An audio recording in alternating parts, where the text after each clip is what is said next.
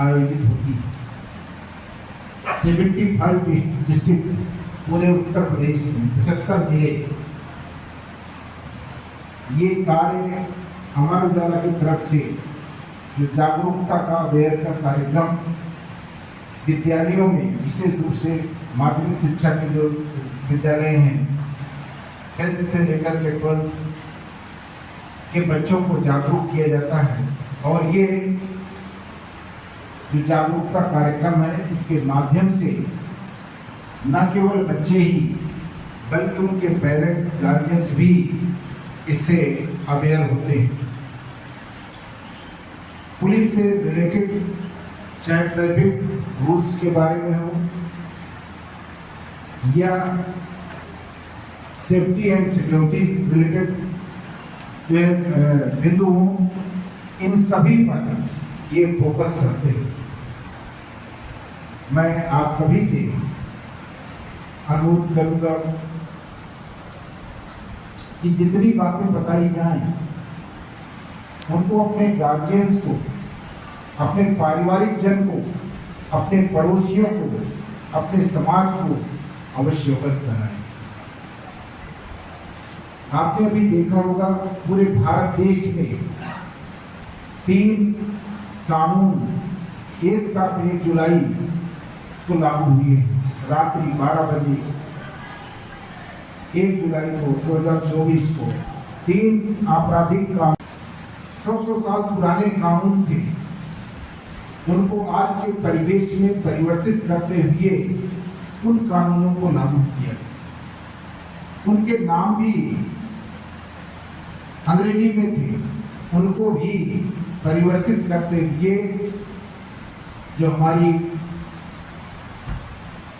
भाषा है उसके अनुरूप नाम रखे गए। राम मनोहर लोहिया साहब कहते थे कि भारत माता की जबान कटी हुई है। इसका मतलब था कि हम अपनी बात को अपनी भाषा में, अपनी मातृभाषा में नहीं कह पाते। टैगोर साहब कहते थे कि हम अपने मन में जो बात सोचते हैं वो अपनी मातृभाषा में सोचते हैं और इसके बाद उसको ट्रांसलेट करके दूसरी भाषा में अभिव्यक्ति देते हैं, व्यक्त करते हैं। तो 3 आपराधिक कानून, भारतीय न्याय संहिता, भारतीय नागरिक सुरक्षा संहिता और भारतीय साक्ष्य अधिनियम, ये 3 नए कानून 1 जुलाई को 2024 को पूरे भारत देश में एक साथ लागू हैं। जो हमारी भारतीय नागरिक सुरक्षा संहिता है उसमें कोई भी घटना कहीं घटित होती है तो कैसे पुलिस तक पहुंचा जाए, इसके बारे में पहले जो प्राविधान था कि व्यक्ति जाकर के पुलिस स्टेशन में एप्लीकेशन लिखे, प्रार्थना पत्र लिखे, तहरीर जिसको बोलते हैं लिखे, उसके बाद अभियोग पंजीकृत, वो FIR रजिस्टर्ड। अब प्राविधान किया गया है कि आप घर बैठे आप अपना जो है FIR पंजीकरण करा सकते हैं। दूसरा, कहीं से भी कहीं की भी घटना हो, किसी भी जगह से आप उस अभियोग को पंजीकृत करा सकते हैं। यानी वो घटना आपके साथ दिल्ली में घटित हुई और यदि आप शामली में बैठे हुए हैं, आप उसको FIR के माध्यम से वहां पंजीकरण करा सकते हैं। इसमें प्रावधान यही किया गया है, जो भी आप अभियोग जो है इलेक्ट्रॉनिक तरीकों से पंजीकृत कराएंगे उसको विदिन 3 डेज जा करके उसमें हस्ताक्षर बनाना पड़ेगा, क्योंकि कोर्ट का डॉक्यूमेंट्स तभी बनेगा जब आपके हस्ताक्षर बन जाएंगे। लेकिन आप FIR कहीं से भी करा सकते हैं। हमारा एक यूपी पुलिस का पाइप है, यूपी पुलिस का पाइप, उसके माध्यम से भी आप अपनी FIR को पंजीकरण करा सकते हैं। तो ये FIR के बारे में है कि जब भी कोई बात आई, किसी ने किसी को डराया, धमकाया, लूट स्टार्ट किया, गाली गलौज किया, धमकी दिया या कहीं कोई संपत्ति की चोरी हो गई या कहीं किसी बच्ची के साथ किसी ने कोई चीटिंग किया, छेड़छाड़ किया, इस तरह के जो अपराध घटित होते हैं ये तत्काल जो है यदि आप सूचित करेंगे तो वो रजिस्टर्ड हो जाए और जो संबंधित व्यक्ति है उसके विरुद्ध कार्रवाई होगी। विशेष रूप से बच्चियों को ये जानना चाहिए कि हमारे साथ कौन सा अपराध घटित हो रहा है, कौन व्यक्ति किस नजरिए से हमको देख रहा है। इसीलिए गुड टच और बैड टच के बारे में आपके सारे टीचर्स बताते हैं। यही बात बच्चों को भी लागू होती है। पहले कानून में बच्चियों और बच्चों में अंतर किया गया था, लेकिन अब 18 साल का चाहे बच्चा हो या बच्ची हो, सेम रूल्स रेगुलेशन उनके साथ भी वही घटित हो सकता है, बच्चे के साथ और वही बच्ची के साथ भी घटित हो सकता है। कानून इसमें भेदभाव नहीं करता। ये बच्चियों को जानना चाहिए, बच्चों को जानना चाहिए कि क्या गुड टच है और क्या बैड टच है, क्या देखने का नजरिया है, इस दृष्टि से व्यक्ति हमको देख रहा है, इसको भी जानना चाहिए। और जब ये आप जान लेंगे और आप शुरू में ही इसका प्रतिरोध करेंगे, तब कभी भी आपके साथ कोई घटना घटित नहीं होगी। जब आपने मौका दे दिया, आपने इग्नोर किया, आपने उस बात को शेयर नहीं किया, दूसरे वाले व्यक्ति की हिम्मत बढ़ जाएगी। और यदि आपने शुरू में ही उसका जवाब दे दिया, प्रतिरोध कर दिया, तो किसी की हिम्मत नहीं है कि आपकी तरफ आप उठा करके भी दें। इसलिए हमेशा अपराध का, घटना का प्रतिरोध तत्काल होना चाहिए। ये जरूर दिमाग में बैठा लीजिए, कभी भी उसको इग्नोर नहीं करना। ये मेरी बात समझ में आ रही है ना? ये बात कभी भी इग्नोर नहीं करना। महिलाओं को 1090 एक उत्तर प्रदेश पुलिस की जो है एक्ट है 1090, एक चौराहा भी लखनऊ में इसी के नाम पर। कोई भी यदि आपको बात, आप अपनी बात को शेयर नहीं कर पा रहे हैं, अपने टीचर से भी, अपने गार्जियन से भी, 1090 पे अपनी बात को अवश्य बता सकते हैं। वहाँ महिला ही आपकी बात सुनेगी और आपकी बात को गोपनीय रखा जाएगा। और जो आपके निवारण है, प्रिवेंशन है, वो तत्काल कार्रवाई सुनिश्चित होगी। 1090 महिला हेल्पलाइन नंबर है, इसको जरूर सभी को कंठस्थ करना चाहिए। इसी तरह से इमरजेंसी नंबर है 112 112, पूरा ये इंटरनेशनल नंबर है। पहले 100 नंबर होता था, कहीं 111 होता था, तो जगह जगह के अपने अपने अलग अलग अनेक कंट्रीज की, ये आपके 170 देशों में अलग अलग नंबर थी।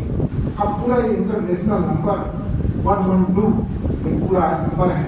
आप कहीं से भी आप रह करके इमरजेंसी नंबर में कॉल करके अपनी बात को नोट करा सकते। कौन सा नंबर है? 112 112 नंबर। और जो आपका 112 नंबर उत्तर प्रदेश का है, इसको जो है पूरे भारत में ही नहीं, पूरे विश्व में 3rd रैंक प्राप्त कॉम्पिटिशन, यानी इसकी गुणवत्ता, क्वालिटी, हमारे जो 112 नंबर है, इमरजेंसी नंबर है, इसकी गुणवत्ता बहुत अच्छी। 112 नंबर में लगभग 600 बच्चियां एक साथ बैठती हैं, 8-8 की शिफ्ट में कॉल को सुनती हैं। और वो कॉल सुनने के बाद फिर जो है उसको डिस्पैच करती हैं। और डिस्पैच होने के बाद फिर हमारी जो रिस्पॉन्स व्हीकल है PRV, उन पर सूचना जाती है MDT के माध्यम से, और वो फिर मौके पर पहुंच करके उस चीज को देखती हैं और पर कार्रवाई करती हैं।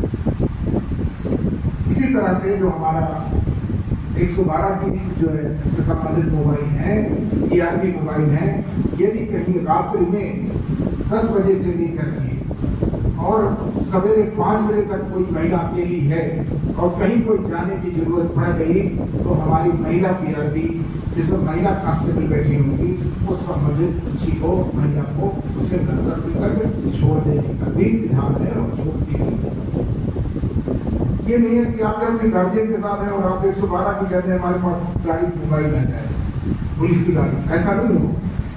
सिंगल अकेले आप आए, रात्रि का समय है और आपको कहीं जाना है, एक मोहल्ले से 2-3 किलोमीटर मोहल्ले पे, तो आप उसको बुला करके और वो आपको गंतव्य तक छोड़ दें। 112 नंबर इमरजेंसी नंबर, मैंने 2 नंबर आपको इमरजेंसी नंबर बताए, 1090 महिला का और 112 किसी भी समस्या, कहीं आग लग जाए 112 पे आप तत्काल सूचित करिए, कहीं आपका ट्रेन में सामान छूट जाए, बस में सामान छूट जाए, कहीं कोई घटना घटित हो रही है, कहीं कोई एक्सीडेंट हो गया, तो इन सब की सूचना आप तत्काल 112 में देंगे। 112 में आपकी लोकेशन भी आएगी। आप ये नहीं कह सकते कि मैं जो है दिल्ली से बोल रहा हूँ, बॉम्बे से बोल रहा हूँ, आपकी लोकेशन सामने दिखती रहती है। वहाँ इसका जो मुख्यालय है 112 की जो बिल्डिंग है, भवन है, मुख्यालय है, हेड ऑफिस है, वहाँ आपकी बड़ी स्क्रीन लगी हुई, उस स्क्रीन में, विंडो स्क्रीन में पूरा सब दिखता है। इसका जो है डाटा सेंटर है वो आपका बंगलोर में, सब कुछ दिखेगा, कहाँ से आपने किया, कितने बजे किया, क्या किया, आपकी वॉइस भी रिकॉर्ड होती है। जिस रूप में, जिस आवाज में आपने कोई कंप्लेन बताई, अपनी शिकायत बताई, उसी आपकी भाषा में ही वहां दर्ज हो जाती है। तो वही इकट्ठा आप ये नहीं कर सकते। और यदि आपने कहा साहब मैंने तो बताया ही नहीं, तो वॉइस मिलान हो जाएगा। आपकी आवाज पर सैंपल लेकर के उस आवाज का हम लोग मिलान कर देंगे, घर से मिलान हो जाएगा। कोई आपको ये नहीं बोल सकता कि मैंने ये सूचना नहीं दी। तो सबसे पहले इसने क्या सूचना दिया 112 में, वो हमारे पास संकलित है। तो 112 नंबर 1090 नंबर, इसके बारे में जरूर जानना चाहिए। अपने परिजनों को भी बताना है, पड़ोसियों को भी बताना है। ट्रैफिक रूल्स जरूर पालन करना है। हेलमेट जो भैया वाहन में जब करते हैं तो अपने पिताजी को जरूर रोकिए, भैया को जरूर रोकिए, दीदी को जरूर टोकिए, दीदी आपने हेलमेट नहीं लगाया, हेलमेट नहीं लगाया, और आप भी लगाइए पीछे बैठे। तो भैया वाहन में 2 सवारी चलनी, कितनी चलनी है? 2 सवारी। 3 सवारी जो लोग बैठते हैं वो गलत बैठते हैं। ट्रिपलिंग ये अपराध है, क्राइम है। जो मोटर व्हीकल एक्ट है, MV एक्ट, उसका उल्लंघन है, कानून का उल्लंघन है। 2 लोग बैठना चाहिए और दोनों को हेलमेट लगाना चाहिए। कोई कहे या ना कहे, कोई टोके या ना टोके, फिर भी अपने जो है स्व अनुशासन, इसको कहते हैं सेल्फ डिसिप्लिन, आत्मानुशासन, इसका पालन करना। 2 पहिया वाहन के दोनों ही बैठे। कार में चल रहे हैं, तत्काल कहिए कि ड्राइवर साहब आपने सीट बेल्ट नहीं लगाया, या पापा चला रहे हैं, पापा को रुकिए कि पापा सीट बेल्ट नहीं लगाई, मैं भी सीट बेल्ट धारण करूँ। खुदा ना खास्ता फिर कोई बात होगी तो कम से कम अपने आप को सेफ तो कर लेंगे। कभी भी दुर्घटना बता के नहीं आती, कभी भी दुर्घटना बता के नहीं आती है, इसलिए हमेशा नियमों का पालन करना चाहिए। ट्रैफिक रूल्स और नशे की हालत में कभी भी वाहन नहीं चलाना चाहिए। नशे का तो सेवन ही नहीं करना चाहिए। नशे का सेवन जो लोग ड्रिंक करते हैं, लोग कहते हैं हम तो बियर पी रहे हैं, इन सबसे दूर रहना चाहिए। इन सबसे क्या रहना चाहिए? दूर रहना चाहिए। मैंने भी कभी पीएल को भी जज भी नहीं किया हो। मैं एक बात वही कहूँगा जो मैं खुद मानूँ। और मैं भी 9वीं क्लास से हॉस्टल में हॉस्टल के लड़के बताते हैं बिगड़ जाते हैं, मैं भी 9वीं क्लास से। और फिर जब तक कुछ हो नहीं गया तब तक हॉस्टल में रहे। हॉस्टल की लाइफ 9वीं क्लास में छोटा बच्चा होता है, 8वीं क्लास के बाद हॉस्टल में जाना और अपने बच्चे को भी भेजना तो बड़ा कष्टदायी होता है। मैंने बच्चे अपने बड़े अभी छोटे वाले बच्चे को IIT में जब भेजा तो उस दिन मतलब मैं भी, मेरी वाइफ भी, बच्चे की माँ, सब लोग दुखी हो जाते बच्चे को हॉस्टल में भेजा।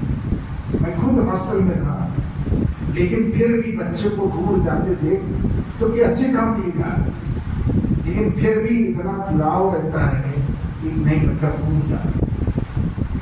लेकिन इतने संस्कार डालते हैं कि बच्चा कभी भी गलत स्टेप नहीं उठा सकता। सब मेरा है, आप भी करो, मेडिकल में जाएंगे, इंजीनियरिंग में जाएंगे,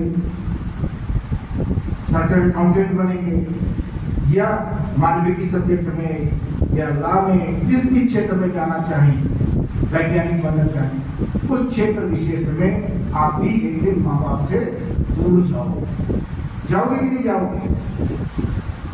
जाना ही पड़ेगा। नौकरी भी हम रहने वाले कहीं के हैं, नौकरी करते हैं 700-800 किलोमीटर।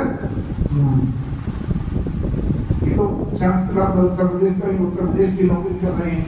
कितने लोग उत्तर प्रदेश के होते हैं और उनको कैडर मिलता है तमिलनाडु का, कैडर मिलता है मणिपुर का, मेघालय का, क्योंकि कहीं भी आप जा सकते। और आज तो लोग बच्चे इंजीनियरिंग करने के बाद विदेश चले जाते हैं कि नहीं जाते? जाते हैं मल्टीनेशनल कंपनियों में, उनको कहते हैं वहीं प्लेसमेंट हो गया, वहीं पैकेज मिल गया। आज AI का युग है, आर्टिफिशियल इंटेलिजेंस, और सबसे बड़ी डिमांड इसी ब्रांच की, इसकी AI। पहले कंप्यूटर की डिमांड होती थी, आज डिमांड किसकी है? AI। हो सकता है आने वाले समय में इससे और आगे बढ़ जाए। सर्जरी में आप देखते होंगे, पहले डॉक्टर मैनुअल करते थे, हाथ से करते थे, और आज आपने देखा होगा कि जो है धीरे धीरे बढ़ करके अब किसे करने लगे ऑपरेशन, रोबोटिक्स।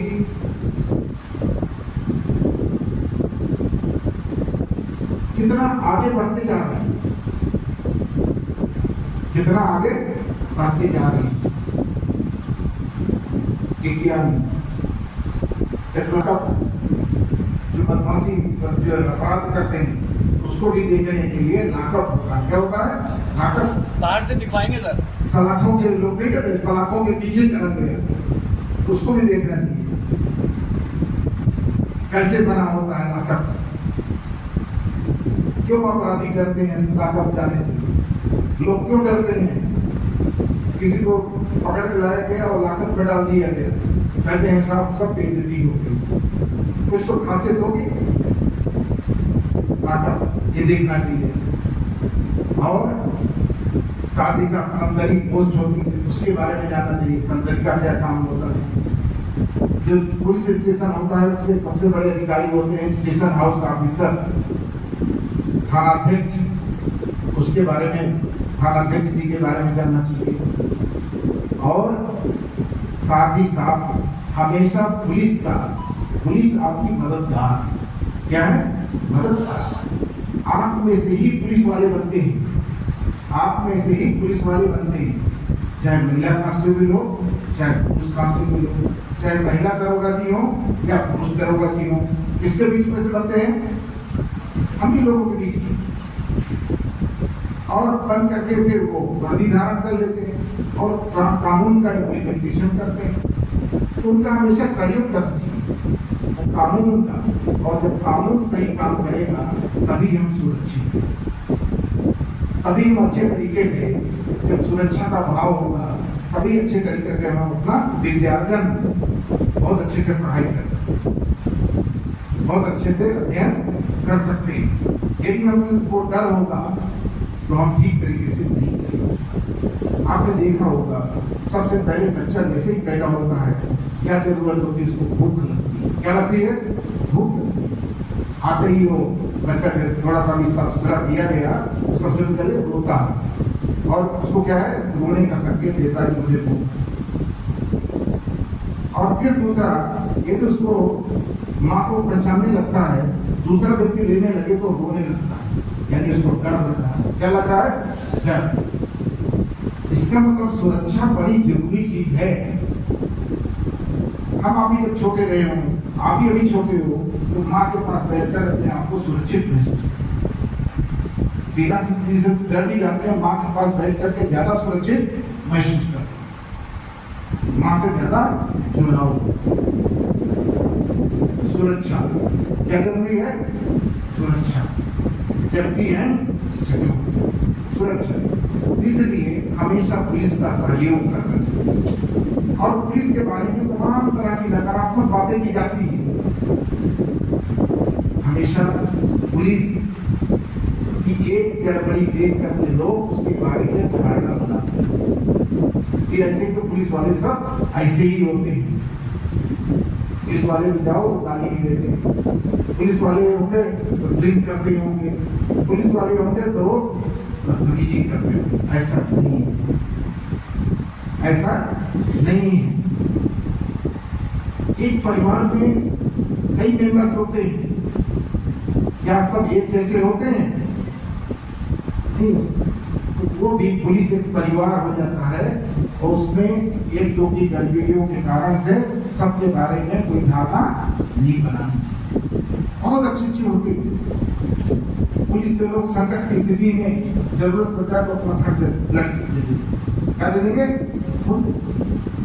अपनी जान की बाजी लगा देते हैं। और इसी तरह से बॉर्डर सुरक्षा पे, सीमाओं पर हमारे आर्मी के लोग भी वही कार्य करते हैं, जिससे कि दूसरे देश के दुश्मन, दूसरे देश के लोग हमारे पर किसी प्रकार का अटैक न कर सके। तो सीमाओं की सुरक्षा और देश के अंदर की सुरक्षा पुलिस करती है, आंतरिक सुरक्षा, इंटरनल सिक्योरिटी पुलिस करती है। प्रत्येक प्रदेश में अपनी अपनी पुलिस है।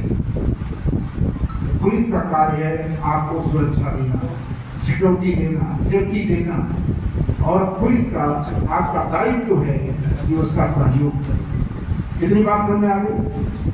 और मैं कुछ बातें आपसे व्यक्तिगत, एक तो पहले जीवन में हमेशा प्रसन्न रहिए। क्या करिए? प्रसन्न रहिए। और दूसरा, हमेशा प्रतिस्पर्धा करिए, कंपटीशन, द्वेष नहीं करना चाहिए, ईर्ष्या नहीं करना। क्या करना? हमेशा प्रतिस्पर्धा करना है। और नंबर 3, चलते रहिए, जब तक अपने लक्ष्य की प्राप्ति ना हो जाए तब तक चलते रहना। और नंबर 4, अपने आप को कंसंट्रेट करके जो अपने उद्देश्य बनाया है उसमें सारी एनर्जी एक साथ, क्या हो जाएगा? वो लक्ष्य प्राप्त हो जाएगा। यानी अपने आप को भटकने नहीं देना, अपने मन को कंसंट्रेट करना, अपने मन को कंसंट्रेट करना, और अपने आप को स्वस्थ रखना, हेल्दी रखना। क्या करना? अपने आप को हेल्दी रखना, मन से भी और तन से भी। मन भी सुंदर और तन भी सुंदर, दोनों होना चाहिए। किसी का मन बहुत गंदा है, शरीर से बड़ा ठीक ठाक लग रहा है, तो वो आदमी क्या अच्छा है? नहीं है। तो मन भी सुंदर होना चाहिए, तन भी सुंदर होना चाहिए। कोई और जो है, इसीलिए कोई किसी कलर का हो तो उसकी सुंदरता का कोई मायने नहीं होता। मायने होता है मन की सुंदरता, मन से कितना सुंदर है। तन की सुंदरता से ज्यादा मायने मन की सुंदरता रखता है। तो मन से बड़े पवित्र होना चाहिए, मन से सुंदर होना चाहिए, मन में अच्छे विचार आने चाहिए। इतनी बातें मुझे बतानी थी। शेष आपके जो क्वेश्चन हो आप तत्काल पूछिए, क्योंकि आपको भूख भी लग रही होगी, आपको जाना भी होगा, सवेरे से आए होंगे, कहेंगे अच्छा जो एसपी साहब आए हैं, साहब हमको इतनी देर और बैठा दिए। तो लेकिन आपको यहाँ से कुछ सीख लिया, अच्छा लगेगा। अच्छा लग रहा है कि नहीं लग रहा? कैसा लग रहा है कि अभी हमको जबरदस्ती बिठा रखे? हमेशा प्रेरणा लेनी चाहिए, सीखना चाहिए। जब भी बैठो उसका समय का सदुपयोग करना चाहिए। हर व्यक्ति में कुछ भी कुछ अच्छे गुण होते हैं, हर व्यक्ति, आपके भी बहुत अच्छे गुण होते हैं, बस उनको खोजे निकालने की जरूरत होती है। और हर एक में प्रतिभा होती है।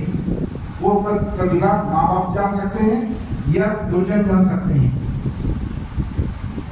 कौन जान सकता है? या तो माँ बाप उस प्रतिभा को निखार दें, या फिर गुरुजन जो आपके विद्यालयी शिक्षक हैं, विद्यालयी शिक्षक हैं। और तीसरे प्रकार के गुरुजन होते हैं जो आपके आध्यात्मिक विद्यालय के दीक्षा गुरु। तो ये जो मेन है, माँ बाप सबसे बड़ी गुरु वही होते हैं। और सेकंड नंबर पे विद्यालयी जिनके बारे में आप दिन भर यहाँ बैठ करके सीखते हैं, उनकी एक्टिविटी वॉच करते हैं। लोग सब नकल भी करना सीख जाते हैं कि कैसे हमारे टीचर कैसे टेंशन आ रहे हैं, सबके बारे में डिस्कशन। क्योंकि मेरा भी बच्चा तो मैं भी बच्चा कहता पापा आज ऐसे टीचर आए थे। मजबूरियाँ हैं, कुछ और लिमिटेशन है जिस कारण से हम लोग फॉरेन लैंग्वेज को अडॉप्ट करते हैं। और आपने हमारी मातृभाषा में बच्चों को जो संबोधन किया, आई एम रियली ग्रेटफुल। बहुत बहुत धन्यवाद। आपने जितने पॉइंट कहे शायद कभी न कभी इन सब ने जरूर सुने होंगे, लेकिन सच्चाई ये है कि जब आपके मुंह से सुने तो शायद इसका इम्पैक्ट इनके पास उनके जीवन में लॉन्ग लास्टिंग रहेगा। Am I clear? Is it right? So let's have a huge round of applause.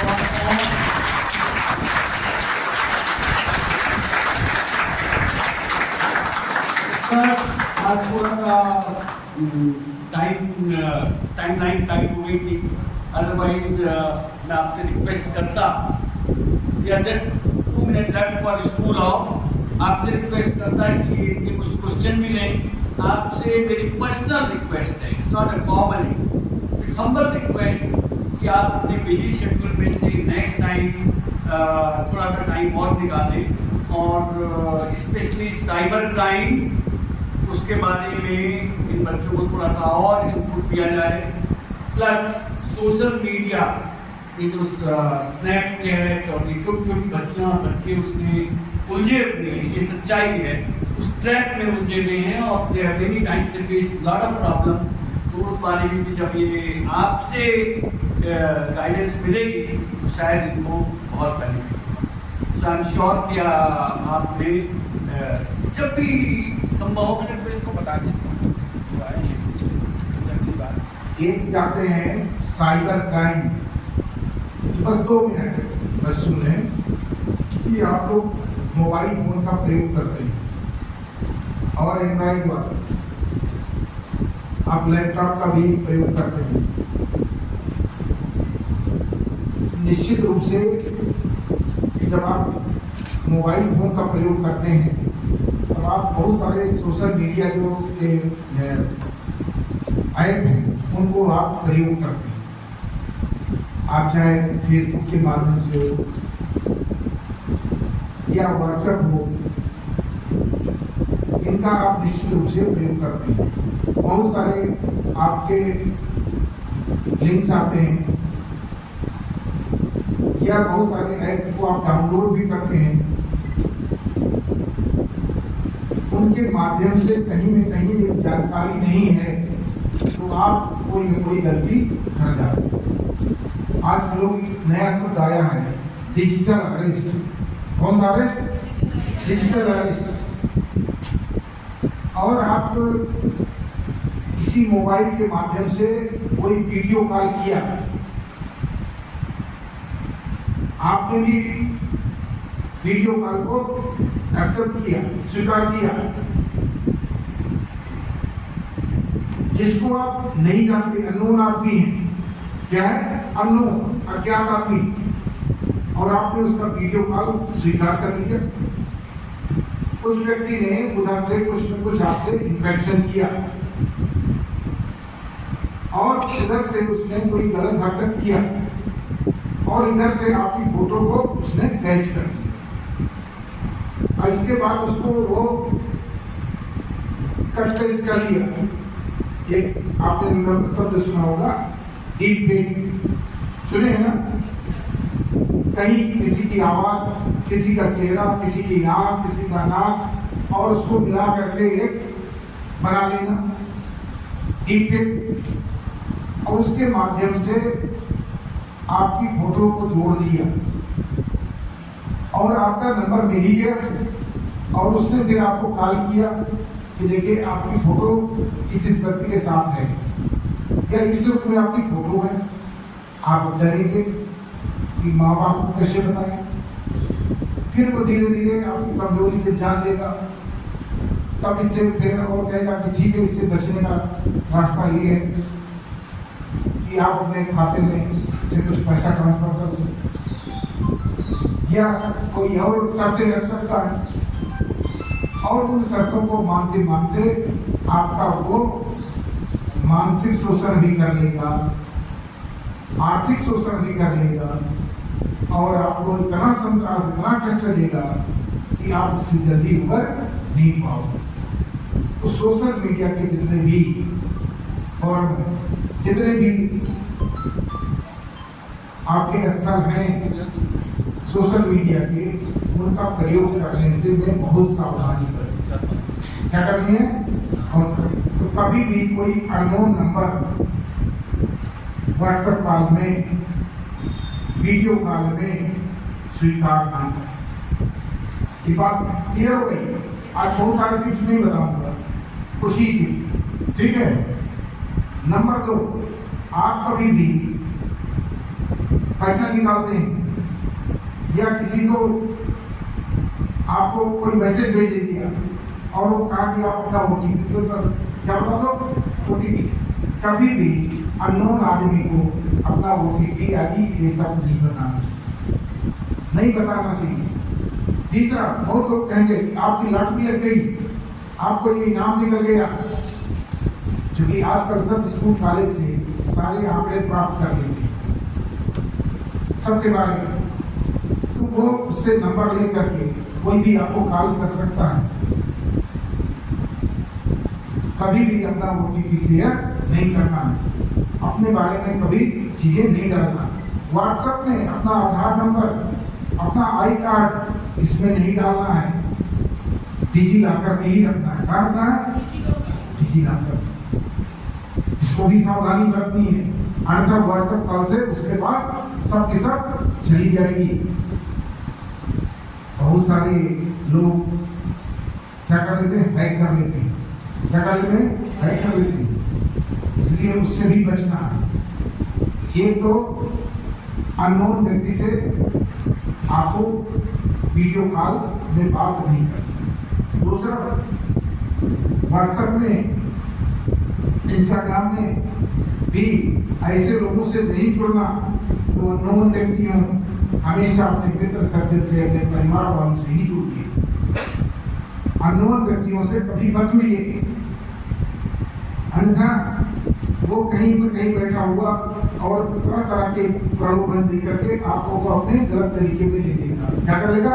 गलत तरीके। और वो आपका भी शोषण करेगा, आपके पेरेंट्स का भी शोषण करेगा। आपने देखा होगा तमाम बच्चे बड़े कि फेसबुक के माध्यम से शादी हो गई। क्या हो गई? फेसबुक के माध्यम से, इंस्टाग्राम के माध्यम से दोस्ती हुई और शादी में कन्वर्ट हो गई। अब बाद में पता चला वो तो चीटर था। क्या था? चीटर। इसका भी ध्यान रखना। यानी सोशल मीडिया पर, और सोशल मीडिया में कभी भी कोई भी जो सद्भाव बिगाड़ने वाली बात हो, नफरत वाली बात हो, उसको फॉरवर्ड नहीं करना। क्या नहीं करना? कभी दूसरे को नहीं देना। अन्यथा आप भी जब जांच होती है तो सब निकल आता है। जिसने बनाते हैं तो उसका पकड़ने का भी तरीका बनाते हैं, तरीका पकड़ने का भी बनाते हैं। जैसे अभी एक जगह था एक व्यक्ति ने चोरी किया और सीसीटीवी कैमरा काट दिया और उसका जो है उन्होंने डीवीआर चोरी किया। क्या कर लिया? डीवीआर चोरी कर दिया। और वो सोचा कि अब तो ये पता ही नहीं चलेगा। अरे जिसने डीवीआर बनाया होगा वहाँ तो उसका रिकॉर्ड आ ही जाएगा, कहीं में कोई तो सेंटर होगा, वहाँ से निकल आता कितने बजे आपने किया और आपका चित्र आ जाएगा। पर प्रोसेस लंबी हो जाती है। क्या हो जाती है? प्रोसेस लंबी हो जाती है। कुछ लोग क्या करते हैं कि मोबाइल तोड़ दिए, सोचते हैं हमने तो मोबाइल तोड़ दिया, सिम तोड़ दिया, कुछ नहीं निकलेगा, और तोड़ते हुए भी बात आ जाएगी। समझा ना? इसलिए हमेशा ध्यान रखिए, सोशल मीडिया पर भी बहुत ध्यान रखना है।